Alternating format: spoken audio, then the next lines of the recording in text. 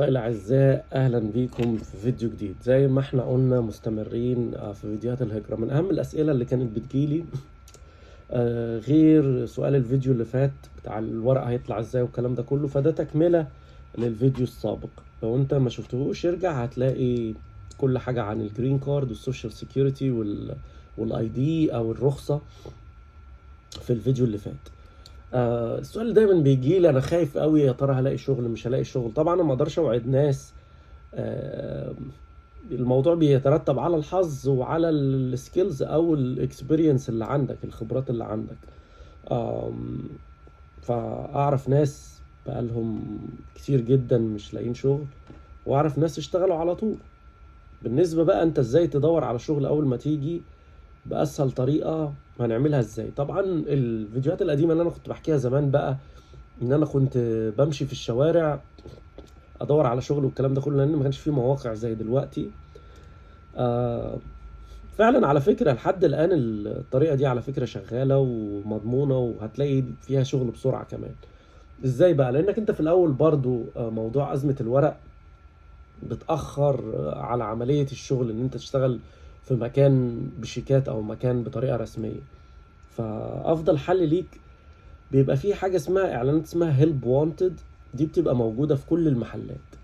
بس احنا بقى بالنسبة لنا، حضرتك مسلم مثلا هتروح الجامع، بيبقى فيه حيطة كده بره قبل ما تدخل المكان اللي بتصلي فيه. بيبقى فيه حيطة كده حاطين فيها اعلانات، مثلا لجمع تبرعات، اعلانات لحد محتاج وظيفة، حد محتاج شغيل، واحد عاوز واحد يرتب البضاعة في محل، يشيل كراتين، يحط كراتين، ينزل حاجات من العربية، يعمل حاجات اللي هي الشغل اللي ورا في الستورز يعني.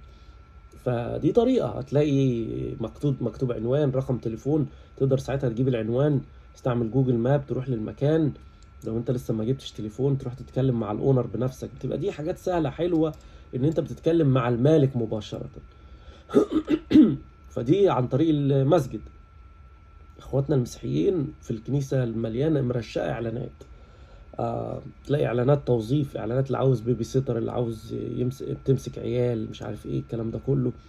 محلات العربية، تروح المحلات العربية بتبقى مرشقة اعلانات برضو. اي محل عربي انت دور، اكتب اكل عربي، محل عربي، اي محل عربي في المنطقة اللي انت عايش فيها، بتروح بتلاقي فيه اعلانات. حاطين اعلانات فيه، اعلانات سكن، اعلانات شقق، اعلانات وظائف. فدي مهمة برضو للي عاوز يسكن، لان انت في الاول برضو عشان تسكن في حاجة محترمة وحاجة نظيفة وحاجة بطريقة رسمية، بيحتاجوا كريدت هيستوري، ويكون عندك دخل والكلام ده كله. فدي مهمة برضو للناس اللي عاوزة تدور على سكن. المسجد، الكنيسة، الاعلانات اللي محطوطة قدام المحلات. الطريقة الرسمية بقى اللي احنا بندور بيها على شغل ان شاء الله لما ربنا يوفقكم ويكون بقى معاكم ورق، قلنا اكتر من موقع، اهمها انديد، يكون عندك لينكدين اكاونت تدور على شغل عليه، في جلاس دور، في لينسا، في مونستر.com، في طبعا جوب ريكوررز اللي هم الناس اللي هم بتوع شركات التوظيف. دول لما انت بتحط الريزومي بتاعتك او السي في بتاعك، يبداوا هم يتواصلوا معاك ويدوروا لك على شغل، وبياخدوا نسبة بتبقى من الوظيفة مش منك.